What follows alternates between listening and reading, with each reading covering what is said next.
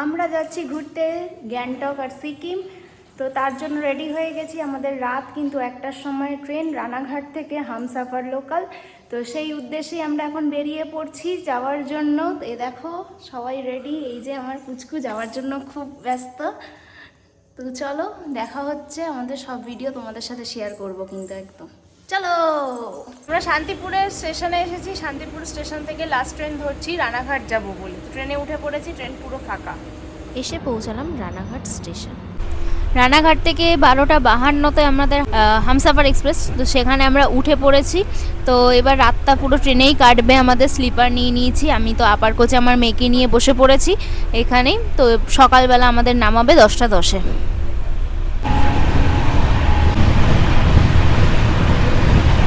তো ট্রেন এসে পৌঁছালো রাত 1:20-তে কৃষ্ণনগর স্টেশনে রানাঘাট থেকে। এরপরে আবার ট্রেন ছেড়ে দিল। সকালবেলা ঘুম থেকে উঠেই দেখলাম যে আমাদের ট্রেন কিন্তু ফারাক্কা ব্রিজের ওপর যাচ্ছে। নিচ দিয়ে কি সুন্দর নদী দেখা যাচ্ছে, আর ওপরে একদিকে ট্রেন যাচ্ছে আর একদিকে কিন্তু গাড়ি যাচ্ছে। এইভাবে ফারাক্কা ব্রিজ কিন্তু পার হলো আমাদের ট্রেনটা। এইভাবে প্রকৃতির দৃশ্য দেখতে দেখতে জানলার ধারে বসে কিন্তু আমরা আমাদের গন্তব্যের দিকেই পৌঁছে যাচ্ছিলাম। আমার তো জানলার ধারে ট্রেনে বসতে খুব ভালো লাগে ছোটোবেলা থেকেই। আর এরকম কাদের কাদের ভালো লাগে সবাই কিন্তু জানিও, আমার তো বেশ লাগে। সকাল এখন 8:30 বাজে। আমরা কিষানগঞ্জে এসে পৌঁছেছি। একটু ট্রেন থেকে নামলাম, একভাবে বসে থাকতে ভালো লাগছে না। আর কিছু ঘন্টা পরই আমরা পৌঁছে যাব। দীর্ঘ প্রতীক্ষার পর কিন্তু মনে অনেকটা এক্সাইটমেন্ট নিয়ে আমরা পৌঁছে গেলাম আমাদের গন্তব্যস্থলে, যেখানে কিন্তু আমাদের পৌঁছানোর কথা ছিল। মনে অনেকটা আনন্দ ছিল আর অনেকটাই হাসি নিয়ে নেমে পড়েছিলাম। এসে পৌঁছলাম নিউ জলপাইগুড়িতে 10:30 নাগাদ, যেখানে আমাদের 10:10-এ নামানোর কথা ছিল। 20 মিনিট ট্রেন লেট করেছে। নিউ জলপাইগুড়ি থেকে এবার আমরা আমাদের গন্তব্যস্থলে যাব। স্টেশনের ভিড়টা তোমরা দেখতেই পাচ্ছ, মারাত্মক ভিড় ছিল। এখন উত্তরবঙ্গের সিজন চলছে সেহেতু, আর এখানে আমাদের গরমের ছুটি চলছে বলে প্রত্যেকটা মানুষ কিন্তু ঘুরতে চলে এসেছে উত্তরবঙ্গে পাহাড় দেখতে। প্রচণ্ড ভিড় ছিল চারিদিকে। আমরা এখন বাস স্ট্যান্ড যাব বলে একটা ম্যাজিক গাড়ি রিজার্ভ করে নিয়েছি। তো সেখানে আমাদের ব্যাগ ট্যাগ নিয়ে আমরা টোটাল 4 জন আছি। তো 4 জনের 200 টাকা লাগছে। এটা আমাদের বাস স্ট্যান্ড অবধি পৌঁছে দেবে। ম্যাজিক গাড়ি কিন্তু আমাদেরকে টেনজিং নর্গের বাস স্ট্যান্ডে দাঁড় করিয়ে দিয়েছিল। এখানে নেমে কিন্তু এই ভেতর দিয়ে টিকিট কাউন্টার আছে, এখান থেকে কিন্তু আমরা 250 টাকা করে গ্যাংটক যাওয়ার টিকিট কেটে নিয়েছিলাম। এই আমাদের বাস, আমরা বাসে উঠে পড়েছিলাম। তো এই আমাদের পাহাড়ে যাওয়ার একটা আনন্দ। এই যেতে যেতে পাহাড়ের প্রকৃতি, সাইডের নদী, যত যাচ্ছি ওপরে উঠছি, একটা আলাদাই অনুভূতি হচ্ছে। শেষে বাস কিন্তু আমাদেরকে দাঁড় করালো রংপো সিটিতে। এটা রংপো সিটি। এখানে গিয়ে আমরা একটুখানি রেস্ট করলাম, আর এখানে একটা খাবারের দোকান ছিল, সেই খাবারের দোকানে ঢুকে পড়লাম খাবার খাওয়ার জন্য। আমরা মোমো খেয়ে নিয়েছিলাম, দিয়ে আবার বেরিয়ে পড়লাম, বাসে উঠে পড়লাম আমাদের গন্তব্যে পৌঁছানোর জন্য। বাস কিন্তু আমাদেরকে গ্যাংটকের বাস স্ট্যান্ডে দাঁড় করিয়ে দিয়েছিল। গ্যাংটকের বাস স্ট্যান্ড থেকে কিন্তু আমরা একটা ছোট্ট ক্যাব বুক করে নিই। ক্যাবে করে কিন্তু আমরা যাব আমাদের হোটেলের দিকে। এই যে ছিল আমাদের ক্যাব। সারাদিন প্রচুর জার্নি করে খুব টায়ার্ড। তো এসে পৌঁছলাম গ্যাংটকের ম্যান রোডে। তো এখানে এসে একটা হোটেল নিয়ে নিয়েছি, হোটেল বেন। এখন এখানে বসেছি খাবার খাবো বলে। খুব খিদে পেয়েছে, সারাদিন সেভাবে কিচ্ছু খাইনি। তো সারাদিন ক্লান্তির পর ফ্রেশ হয়ে আমরা কিন্তু গরম গরম ভাত, ডাল আর ডিম ভাজা খেয়ে নিয়েছিলাম, সাথে একটা খুব সুন্দর তরকারি ছিল। Good morning. তো এখন বাজে ভোর 6টা। তো আমরা রেডি হয়ে নিয়েছি নাথুলা যাওয়ার জন্য। আমাদের গাড়ি ছাড়বে 6:30 নাগাদ। তো 6:30 নাগাদ আমরা গাড়িতে উঠে পড়বো নাথুলা যাওয়ার জন্য। তো ভিডিওটা কন্টিনিউ রইল। নাথুলা যাওয়ার জন্য কিন্তু আমরা গাড়িটা হোটেল থেকেই বুক করে নিয়েছিলাম। তার জন্য আগে থেকে হোটেল থেকে পারমিট করিয়ে নিতে হয়। আমাদের সমস্ত ডকুমেন্টস জমা নিয়ে আমরা আমাদের গাড়িটাকে পারমিট করিয়ে নিয়ে কিন্তু আমরা চলে গিয়েছিলাম। আমাদের কস্ট পড়েছিল 7,500 টাকা। তোমরা যদি অফ সিজনে যেতে চাও তাহলে কিন্তু এটা 5,000 টাকাতেও হয়ে যাবে, যেহেতু এটা এখন সিজন পাহাড়ে যাওয়ার একদম আসল মেন সিজন। তাই আমাদের 7,500 টাকা পড়ে গেছিলো। এইভাবেই কিন্তু সুন্দর পাহাড়ের দৃশ্য দেখতে দেখতে, অপূর্ব দৃশ্য, প্রকৃতির অপূর্ব এক দৃশ্য দেখতে দেখতে কিন্তু আমরা নাথুলার দিকে উঠে পড়ছিলাম। নাথুলা কিন্তু 14,000 ফিট উপরে, অবস্থিত, আর এটা ইন্ডিয়া চায়না বর্ডারের ওখানেই অবস্থিত। আমরা যে গাড়িটা বুক করেছিলাম তো সেটা হচ্ছে আমাদেরকে নাথুলার কিছু রাস্তা আগে নামিয়ে দিয়েছে, এখানে নতুন আরেকটা গাড়িতে আমাদের উঠিয়েছে যেটা আমাদের একদম ডাইরেক্ট নাথুলাতে নিয়ে যাচ্ছে। তো এখন আমরা সেখানেই যাচ্ছি। প্রচণ্ড ঠান্ডার, প্রচণ্ড অক্সিজেনের সমস্যা এখানে। এই আঁকা বাঁকা পথ দিয়ে আমরা যতই উপরে উঠে যাচ্ছিলাম ততই যেন সবাই গা পাকানি শুরু হয়ে যাচ্ছিল, আর এখানে কিন্তু অনেকেই অসুস্থ হয়ে পড়ে। আমরা যারা গিয়েছিলাম তাদের, আমার মেয়ে, আমার বর, প্রায় সবারই কিন্তু বমি হচ্ছিল আর প্রচণ্ড অক্সিজেনের অভাব। তোমরা যদি যাও তবে কিন্তু অবশ্যই প্রপার একদম অক্সিজেন সিলিন্ডার, সাথে কর্পূর, এই সমস্ত কিছু কিন্তু ক্যারি করবে, আর বাচ্চা থাকলে তো অবশ্যই। শেষে আমরা এসে পৌঁছালাম নাথুলাতে। আসার পর তো খুব ভালো লাগছিল, কিন্তু এখানে এত ঠান্ডা আর এত অক্সিজেনের অভাব যে একটু কষ্টও হচ্ছিল। আমার মেয়ের তো কষ্ট হচ্ছিল, আমার বরেরও, প্রায় ওখানে আমি বাদে সকলেরই কষ্ট হচ্ছিল খুব। কিন্তু আবার আমি একটুখানি ঘুরেওছি, আমার অতটাও সমস্যা হচ্ছিল না এখানে এসে। আর এখানেই আই লাভ নাথুলা, এটা কিন্তু একটা সেলফি পয়েন্ট, এখানে কিন্তু সবাই এসে সুন্দর ফটো তুলছে। নাথুলাতে এসে পৌঁছে গেছি, এখন এখানে রয়েছি। ওপরে উঠতে পারবো কিনা জানি না, আমার মেয়ের কষ্ট হচ্ছে, আমারও কষ্ট হচ্ছে, সবার কষ্ট হচ্ছে এখানে। তো উঠতে পারলে তোমাদের সাথে কিন্তু শেয়ার করবো সেটা। এত বুঝতে পারছি না উঠতে পারবো কিনা। এই আই লাভ নাথুলা এখানটা কিন্তু সম্পূর্ণ পুরো বরফে ঢাকা থাকে, কিন্তু আমরা যখন গিয়েছিলাম বরফটা একটু কমই পেয়েছি।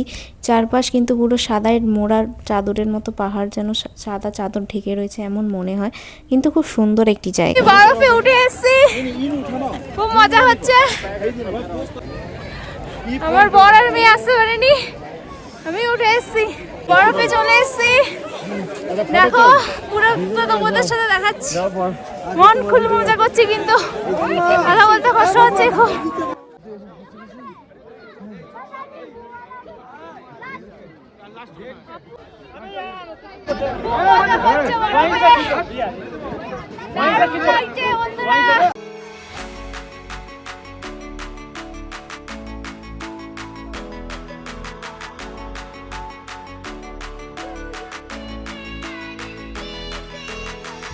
আমি তো এখানে এসে কিছু ফটো আর ভিডিও করে নিয়েছি, আর চারপাশটা দেখতে এত সুন্দর লাগছিল যে মন ভরে যাচ্ছিল একেবারে।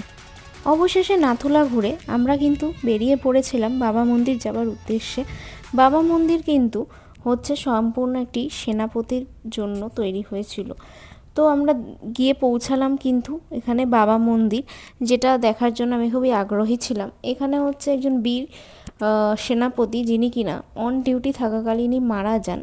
এর অপোজিটে ওই দূর থেকে দেখা যাচ্ছে কিন্তু বাবা ভোলানাথের একটি সুন্দর মন্দির, ঝর্ণার পাশ দিয়ে বয়ে যাচ্ছে, এক অপূর্ব দৃশ্য। মানে এইসব দেখলেই যেন একদম মনটা জুড়ে যায়। এখানে এসে কিন্তু বাবা মন্দিরটাকে ভালো করে ঘুরে নিলাম। ওই ওপর থেকে আমরা নেমে পড়েছিলাম, কিন্তু এবার আমরা ঢুকে পড়বো বাবা মন্দির। এই বাবা মন্দিরের ভেতরে কিন্তু সমস্ত আর্মিরা সবসময় থাকে, সবসময় পাহারা দিয়ে যাচ্ছে আমাদেরকে। আর এখানে কিন্তু প্রচণ্ড ভিড়ও হয়েছিল।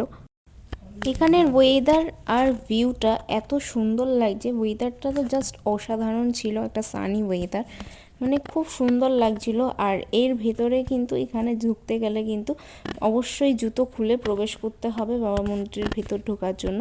তো এখানে সবাই জুতো খুলে নিচ্ছিল ভিতরটা দেখতে যাবে বলে, আমরাও জুতো খুলে কিন্তু ভেতরের দিকে প্রবেশ করে নিয়েছিলাম, যে ভেতরে কী আছে তা দেখার জন্য।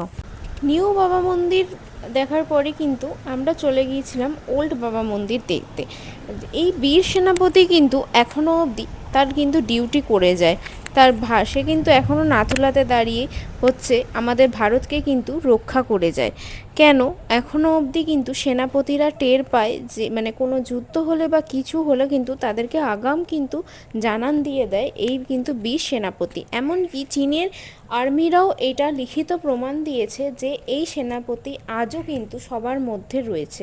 এখানে কিন্তু একটি সুন্দর ক্যাফে মতো করা ছিল, যেখানে কিনা সেনাপতিরাই মানে খাবার দাবার বানিয়ে দিচ্ছে, যেটা কিনা খাওয়া যায়। এই হচ্ছে সেই আমাদের বীর সেনাপতির মন্দির, যিনি কিনা অন ডিউটি থাকাকালীন কিন্তু মারা গিয়েছিলেন বা শহীদ হয়েছিলেন। তো আমরা এইসব ঘোরার পর কিন্তু চলে গিয়েছিলাম ক্যাফেটাতে। একটু খাওয়া দাওয়া করতে। আমরা ম্যাগি অর্ডার দিয়েছিলাম, ভেতরে গিয়ে একটু কফি আর ম্যাগি খেয়ে নিয়েছিলাম। এখানে কিন্তু আর্মিরাই সমস্ত কিছু বানিয়ে দেয়, ওনারা নিজেরাই কাজ করেন, আবার এরাই আবার হচ্ছে আমাদের দেশকে কিন্তু রক্ষা করে। আমরা ম্যাল রোড ঘোরার উদ্দেশ্যে বেরিয়ে পড়েছিলাম সন্ধেবেলা। আমার মেয়ে দেখো এই পান্ডাটার সামনে দাঁড়িয়ে কিন্তু সুন্দর করে একটু ফটোশ্যুট করে নিচ্ছিল। আমরা সন্ধেটা খুব সুন্দর কাটালাম ম্যাল রোডে। তো এখন সন্ধ্যেবেলা আমরা চলে এসেছি ম্যাল রোড ঘুরতে, গ্যাংটকের। তো ম্যাল রোডে এখানে ঘুরছি, প্রথমে আইসক্রিম কিনলাম দোকান থেকে, আমি আর আমার মেয়ে আইসক্রিম খাবো এখন। তো চলো আর কি করব তোমাদের সাথে শেয়ার করব। ম্যাল রোডের ভিড়টা শুধু দেখো, কত মানুষ এসছে দূর দূরান্ত থেকে এই পাহাড় ঘুরতে। মানে ম্যাল রোড তো অস্বাভাবিক ভিড় ছিল, আর এখানে কিন্তু চারিদিকে অনেক দোকানপত্র, আর এখানে মানুষের এত ভিড়। আর এখনই হচ্ছে সিজন, এখানে কিন্তু হোটেলের প্রাইসও এখন প্রচুর, আর হোটেল পাওয়াও যাচ্ছে না। আর তো গ্যাংটকের ম্যাল রোডটা ঘুরে বেশ ভালো লেগেছে। এখানে সমস্ত রকমের দোকানপত্র আছে, সব কিছু রয়েছে। আর এছাড়াও ঘর সাজানোর জিনিস থেকে শুরু করে খাবার দাবার, বিভিন্ন গার্মেন্টসের দোকান, চা পাতার দোকান, সমস্ত কিছু এখানে কিন্তু অ্যাভেলেবেল আছে, কারোর কোনো কিছুতেই অসুবিধা হবে না। আর ট্যুরিস্টদেরও প্রচুর ভিড় এখানে, মানে সন্ধে হলেই এখানে কিন্তু সমস্ত ট্যুরিস্টদের ভিড় বেশি জমে। তো এই হলো আমাদের গ্যাংটকের ম্যাল রোড। তোমাদের গ্যাংটকের ম্যাল রোড কেমন লেগেছে অবশ্যই কিন্তু কমেন্ট করে জানাবে। আমার তো খুব ভালো লেগেছে। এটা ছিল হচ্ছে ম্যাল রোডের মেন লাল বাজার বা লাল মার্কেট, যার ভিতর দিয়ে গেলে কিন্তু সমস্ত রকমের দোকান পেয়ে যাবে আর সমস্ত কিছু কেনাকাটা করতে পারবে। খুব সুন্দর সুন্দর জিনিস কিন্তু এখানে পাওয়া যায়, আর সবাই কিন্তু এই লাল বাজার থেকেই কেনাকাটা করে সমস্ত কিছু। আর আমরাও একটুখানি টুকিটাকি কিছু কিনে নিয়েছিলাম। আমাদের হোটেলটা ছিল এমজি মার্কেটের একদম শেষে, স্টার মলের কাছে, ডিলাক্ট নামক একটি হোমস্টের অপোজিটেই একটি রাস্তা ঢুকে যাচ্ছে। এই রাস্তাটা ক্রস করেই, সেই রাস্তার ভেতর দিয়ে সোজা চলে গেলেই কিন্তু আমাদের হোটেল বেন। আচ্ছা, এই হোটেল বেনের কিন্তু আমি ফোন নাম্বার আর ডিটেলসটা কিন্তু তোমাদেরকে আমার ডেসক্রিপশানেই দেওয়া থাকবে। তোমরা কিন্তু চাইলে এখানে এসে স্টে করতেই পারো। হোটেলটা কিন্তু খুব ভালো ছিল, আর হচ্ছে রুম আছে কিনা সেটা জানার জন্য আগে থেকে কিন্তু বুক করে নিতে পারো। এই দেখো, এটা হচ্ছে আমাদের হোটেলের ছাদ থেকে পুরো গ্যাংটকের ভিউটা দেখা যাচ্ছে। দিয়ে পরের দিন সকালবেলা কিন্তু আমাদের বাড়ি ফেরার তাড়া ছিল, তার জন্য তাড়াতাড়ি করে রুটি তরকারি আর চা দিয়ে আমাদের ব্রেকফাস্টটা কমপ্লিট করেই কিন্তু ট্যাক্সি ধরে এসে পৌঁছালাম কিন্তু দেওরালি বাস স্ট্যান্ড। এই বাস স্ট্যান্ডে কিন্তু সমস্ত বাস, সমস্ত গাড়ি দাঁড়িয়ে থাকে, সেটা কিনা গ্যাংটক থেকে তোমরা যেখানেই যেতে চাও, দার্জিলিং বা যেখানেই, এখান থেকে কিন্তু তোমরা গাড়ি পেয়ে যাবে। এর সেকেন্ড ফ্লোরে কিন্তু রয়েছে দার্জিলিং যাওয়ার গাড়ি, আর ফার্স্ট ফ্লোরে রয়েছে কিন্তু শিলিগুড়ি যাওয়ার গাড়ি। তো আমরা কিন্তু এখান থেকে আমাদের শেয়ার একটা ক্যাব বুক করে নিয়েছিলাম, যেটা কিনা আমাদেরকে কিন্তু শিলিগুড়িতে পৌঁছে দিয়েছিল। শেয়ারে কিন্তু আমাদের ক্যাবের ভাড়া নিয়েছিল 500 টাকা করে।